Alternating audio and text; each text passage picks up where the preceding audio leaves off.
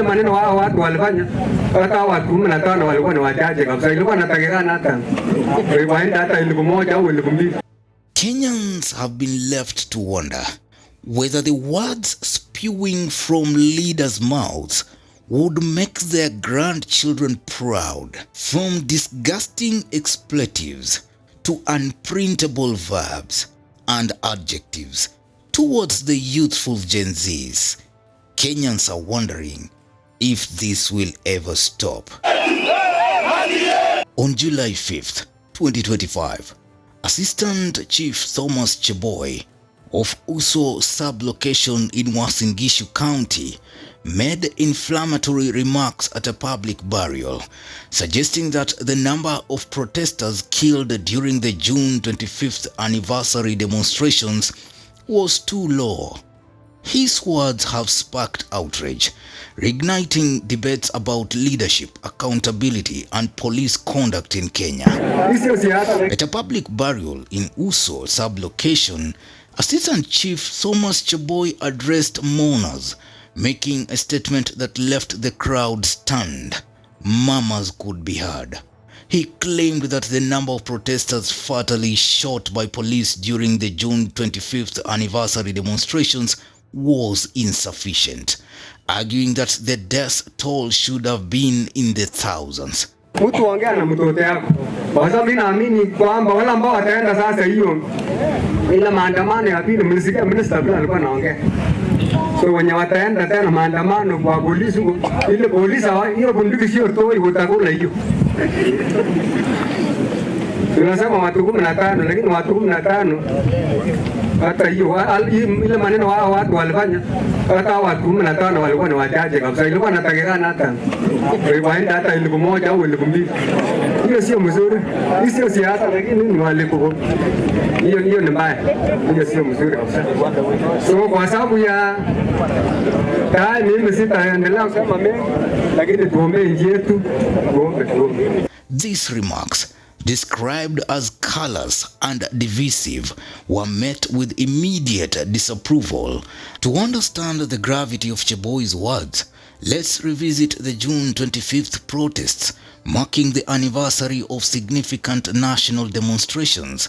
These protests saw thousands of Kenyans take to the street, demanding justice and reforms. Clashes with police turned deadly, with several confirmed fatalities and numerous injuries reported. The violence has already put Kenya's law enforcement under scrutiny, with ongoing investigations into allegations of excessive force. Cheboi's comments, made in this tense climate, have poured fuel on an already burning fire. His words were shocking and out of touch with the pain families are going through. As a leader, he should promote peace, not division. Social media platforms, especially X, have been flooded with condemnation from Kenyans across the country, with many calling for Cheboi's resignation and arrest. The incident has struck a chord, highlighting the deep wounds left by the protest violence. As of now, Assistant Chief Cheboi has not issued a public apology or responded to the backlash. The pressure is mounting for authorities to act swiftly. Will he face suspension or other consequences? And how will this incident affect trust in local leadership? Uasin Gishu residents are watching closely, and Kenya is watching too, hoping for accountability and a commitment to healing the community's wounds. And he is not alone. Interior CS Kipchumba Murkomen, who also comes from the same region, came under fire for similar remarks that he made during a security briefing in response to widespread destruction linked to the Gen Z-led protests. In a video that has since gone viral, the CS is heard instructing police, "Mtu yeyote akikaribia police station, piga ye risasi. Mtu mwenye anaenda kuiba bunduki, abembelezwe. Bunduki sio mandazi." Tumeambia polisi, mtu yoyote mwenye atakaribia police station, piga ye risasi. Mtu yoyote.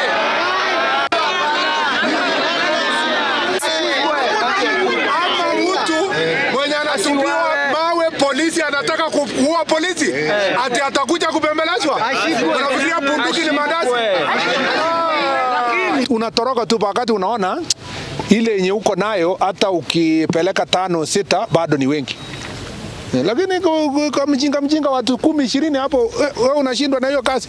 Na hii sio yangu peke yake, ni amri kutoka juu. And in January 13th, 2025, a viral video doing rounds online then over the past days that some would wish away, but alas, the internet has the memory of a tortoise, a long memory, is of that of Dadaab Member of Parliament Farah Maalim, who is a staunch William Ruto supporter. Almost 1 year ago, at the height of the Gen Z protests, the Dadaab Member of Parliament was trending on local news channels for all the wrong reasons again.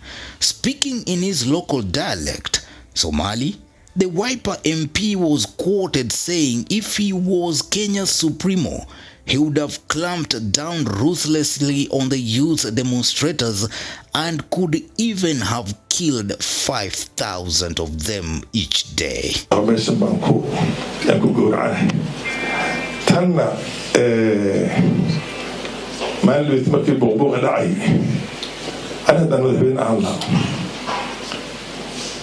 انقلاب بالاسكندي انقلاب عد بالاسكندي عرورتي تجارتي مالقبينتي ددك حارانتا lagu soo koriyay oo dhan oo hal qoys boqolkiiba 80 ya suuq lagu soo daariyay oo la yiraahday baarlamaanka qabsada state house qabsada oo carada doonay. The controversy comes at a critical time for Kenya. The June 25th protests have reignited calls for police reform and greater accountability in governance. The June 25th, 2025 protests marked the 1-year anniversary of the 2024 demonstrations, where over 60 Kenyans lost their lives to police violence, according to rights groups. This year's protests, largely led by the Gen Z, aimed to honor those lost, demand accountability for police brutality, and protest ongoing issues like corruption and economic hardship. Demonstrations took place across Nairobi, Mombasa, Kisii, Nyeri, and other counties. However, the peaceful marches were disrupted by violent acts, including looting and assaults, blamed on groups known locally as goons.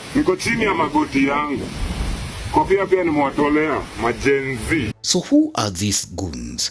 Reports from Nairobi's CBD describe groups of men, often on motorbikes, armed with whips, clubs, and pangas, attacking protesters and looting businesses. On June 17, 2025, during protests over the death of blogger Albert Ojwang in police custody, similar groups were seen disrupting peaceful marches. Witnesses reported goons working alongside police, who appeared to ignore or even protect them. On July 5th, former Deputy President Rigathi Gachagua even painted a grim picture of the whole situation. He said goons were even meeting at a certain hotel in Nyeri at the time he was giving the press to infiltrate and cause mayhem in the planned Sabasaba for July 7th, 2025. Unajua tarehe 25 kuna goons walipangwa na MPs na polisi wakakuja kuchoma mali huko, si ndio? Kuna hii maneno yanasemekana ya mande ya Sabasaba.